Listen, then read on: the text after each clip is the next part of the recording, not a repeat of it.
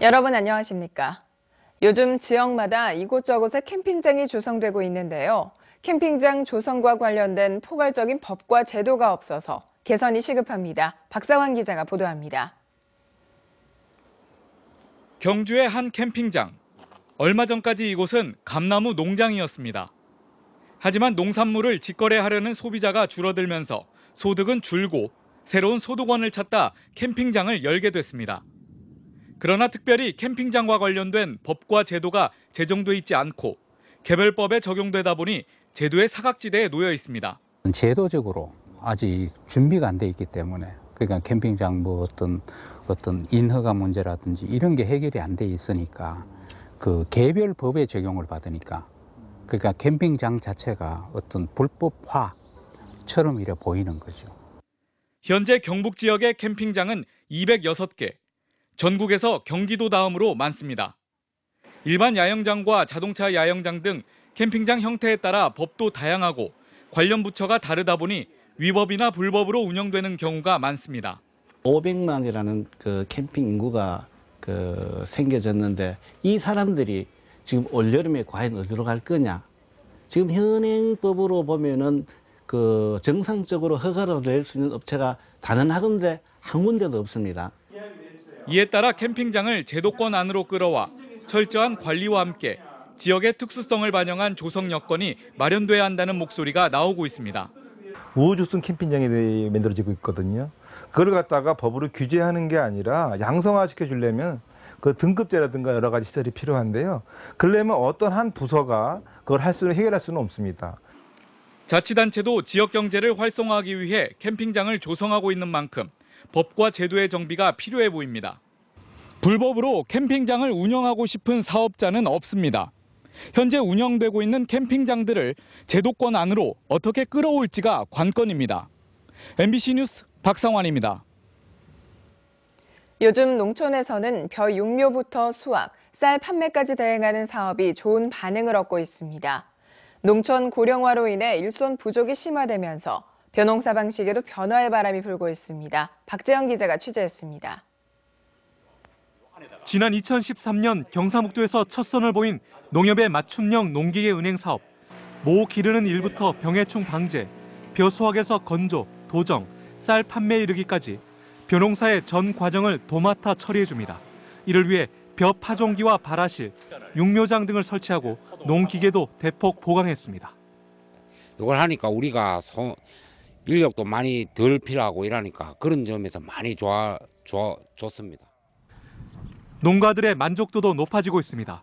지난해에는 80여 농가가 127헥타르를 신청했는데 올해는 100여 농가 167헥타르로 껑충 뛰어올랐습니다. 주요 고객은 고령화로 일손 부족에 시달려온 어르신들로 대행 수수료만 지급하면 모든 과정이 원스톱으로 처리되고 수매값도 일반 농가보다 더 높게 받을 수 있어 어르신들에게는 안성맞춤입니다. 농민들이 편하고 또 언젠가는 농민들이 농사를 못 지킬 때가 있거든요. 그래서 그걸 대비해가지고 경상북도에서 처음으로 이 사업을 도입하게 되었습니다. 농촌이 갈수록 고령화되면서 벼농사 재배 방식에도 변화가 일어나고 있습니다. MBC 뉴스 박재영입니다. 경제 논리만 앞세운 농어촌 지역 소규모 학교 통폐합이 농어촌을 황폐화시킨다는 논란이 여전한 가운데 소규모 학교 통폐합에 반대하는 내용의 농어촌 교육 특별법이 발의됐습니다. 권영도 기자입니다. 교육부가 정한 학교 통폐합 기준은 전교생이 60명 이하인 소규모 학교로 경북의 경우 전체 초중학교 절반 정도인 358개교가 그 대상입니다.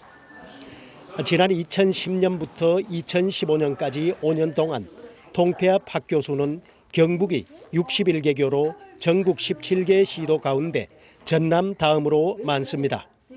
특히 소규모 학교 비율이 40%로 가장 높은 강원도가 같은 기간 29개 학교만 통폐합한 것과 비교하면 경북 지역 통폐합은 강하게 전방위적으로 추진되고 있는 셈입니다. 농촌의 근간이 흔들릴 정도란 우려가 쏟아지는 이유입니다.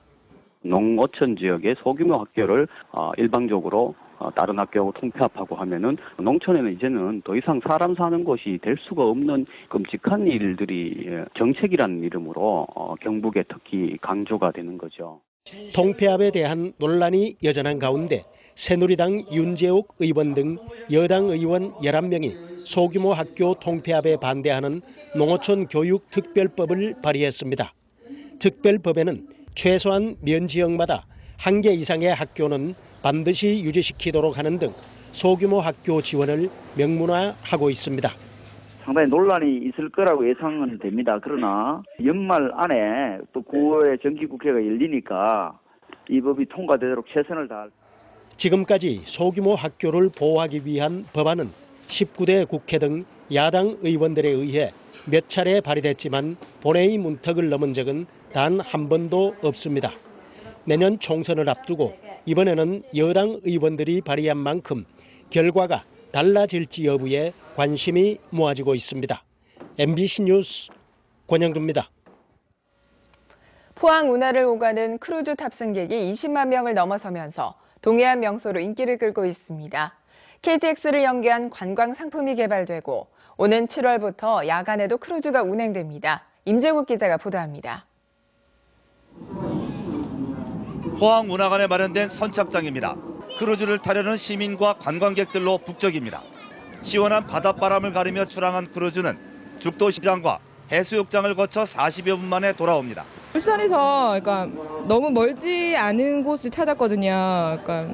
애기들 데리고 갈 만한데 그래서 울산에서 포항까지 이제 거리도 가깝고 여기 운하 해가지고 배 탈 수 있고 한다니까 애들 체험시켜 주려고 왔어요.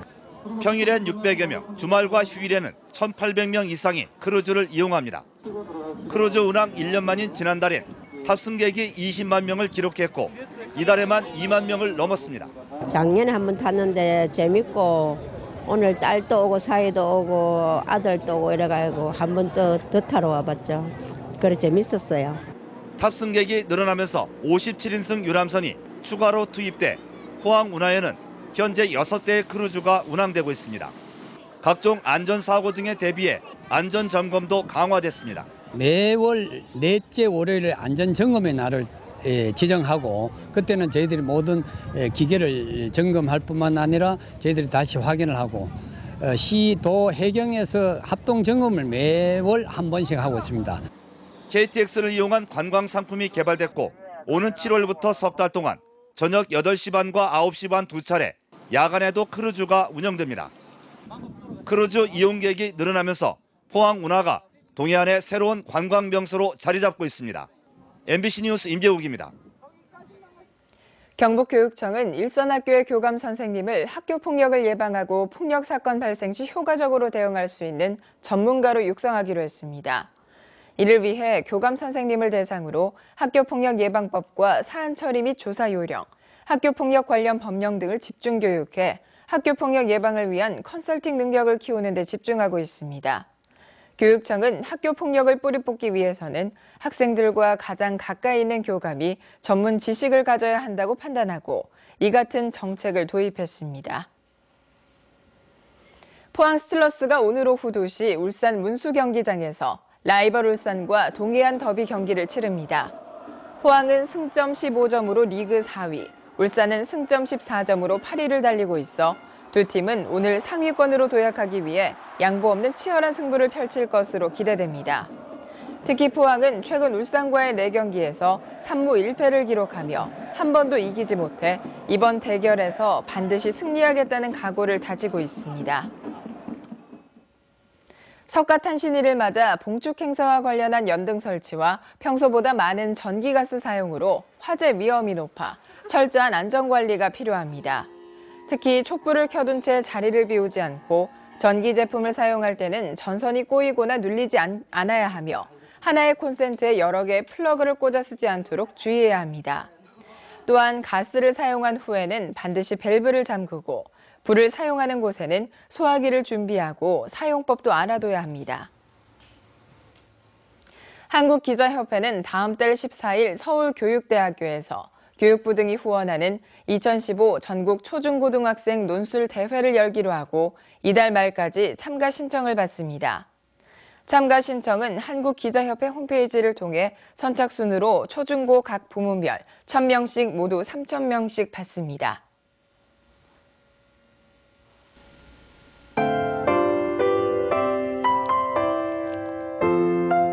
석가탄신일인 오늘 전국적으로 여름더위가 이어지겠습니다. 경북동의 한 지역도 울진을 제외하고는 고온 현상이 이어지면서 낮 최고 기온이 32도까지 오르는 곳이 있겠는데요. 다만 여전히 일교차는 15도 이상으로 크게 벌어지니까요. 외출하실 때 얇은 겉옷 하나 꼭 챙기셔야겠습니다.